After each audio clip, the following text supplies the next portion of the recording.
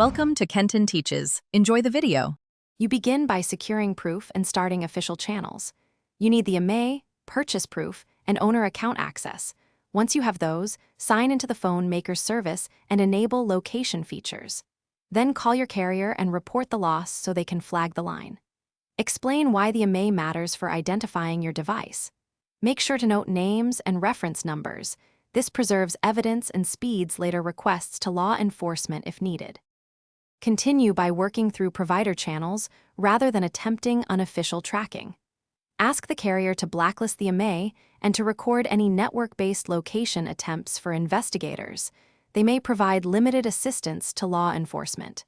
At the same time, use your manufacturer's locate and lock features to protect data and display recovery contact info. Once done, supply the police with the Imei and carrier references so they can issue formal requests. That's often required for carriers to release precise location data. Finish by confirming actions and protecting accounts. Once done, ask both the carrier and police for progress updates and make sure the device is blacklisted. Remote lock or wipe through your account to prevent misuse. If nothing appears, make sure you reported the correct Imei and that location services and account access were active when it went missing.